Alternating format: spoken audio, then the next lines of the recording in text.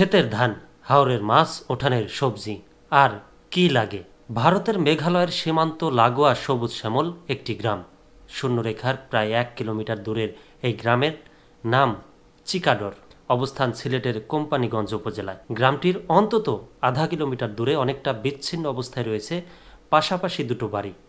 এক বাড়ির চেয়ে অন্য বাড়ির দূরত্ব 100 গজ হবে। আপন দুই ভাই তাদের পরিবার নিয়ে বাড়ি দুটোয় বসবাস করছেন। গত শুক্রবার শীতের দুপুরে সরজমিনে দেখা যায় বাড়ি দুটোর আঙ্গিনায় দাঁড়িয়ে সীমান্তের ওপারে থাকা উঁচু নিচু টিলা আর ঘরবাড়ি দেখা যায়।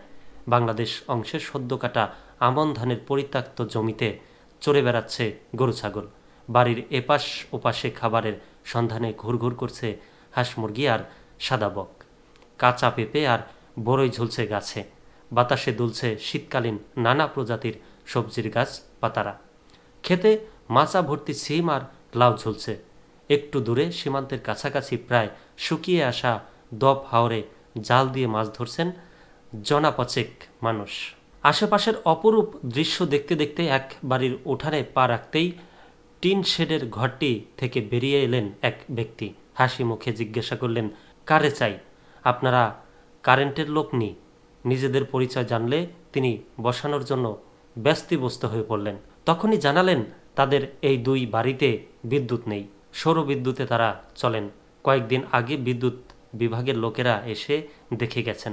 হয়তো কিছুদিনের মধ্যেই বৈদ্যুতিক খুঁটি পড়বে তাদের উঠানে। বাবুল মিয়ার পাশের বাড়িরই তার ছোট ভাই শামসু মিয়ার।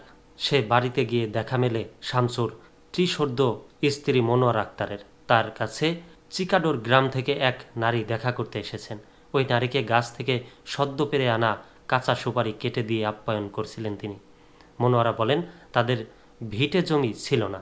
2 বছর আগে স্থানীয় প্রশাসন সরকারি ব্যবস্থাপনায় খাস জমিতে একটি ছোট আধা পাকা ঘর তৈরি করে দিয়েছে। এখানেই তারা থাকছেন। তার স্বামী দীর্ঘদিন ধরে অসুস্থ।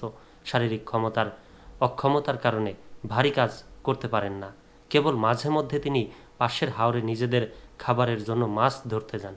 তাই অন্যের বাড়ি কাজ করে তাকেই সংসার চালাতে হচ্ছে। তাদের 4 মেয়ে ও 1 ছেলে। অন্যের বাড়ি কাজ করে গড়ে প্রতিদিন 500 থেকে 600 টাকা আয় করেন মনোয়ারা। তবে সে কাজও আবার মাসের অর্ধেক সময় পান না। মনোয়ারা বলেন, হাওর থাকি হিঙ্গি, কই মাঙ্গুর সহ ছোট বড় মাছই ধইরা আনিন তান। মাছ ভাত সবজি সব ফ্রেশ। সংসার চালাইতে কষ্ট হয়, অভাব আছে, তবে অশান্তি নাই।